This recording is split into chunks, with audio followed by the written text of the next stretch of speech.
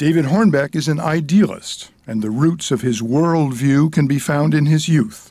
Hornbeck attended Austin College in Sherman, Texas. During his junior year, he went to live in a village in Nigeria in West Africa, where he helped to build a school library. He and Becky, his college sweetheart, were married right after graduation in 1963.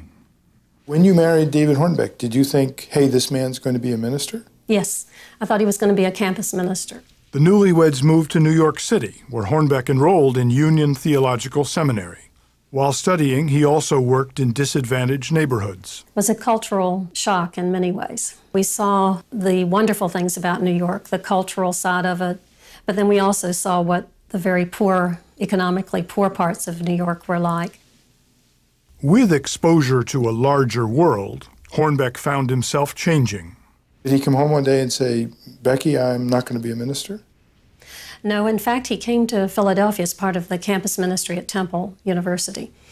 But it required that he have a secular job, which was the Philadelphia Tutorial Project that he ran for 3 or 4 years. Even then, Hornbeck did not run from controversy. When the students demonstrated for more Black history here, David was at the school district when Commissioner Rizzo charged the students.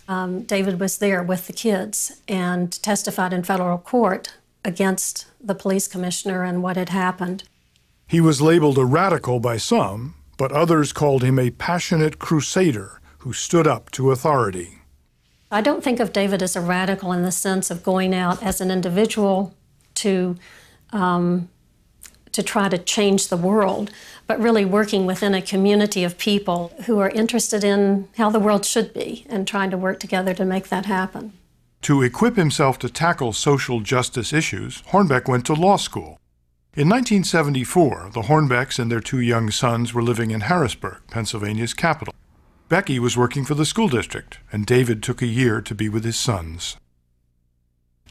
I remember it being weird at the time, but then, I guess, 4 or 5 years later, when I was a little bit older, I remember telling people that, oh, my dad stayed home with me for a year. Mark Hornbeck is proud of his dad's sense of responsibility and accountability to the community. He feels passionately about things. It isn't some political necessity that drives him to say something. It's belief that it is right and belief that it'll serve the larger good.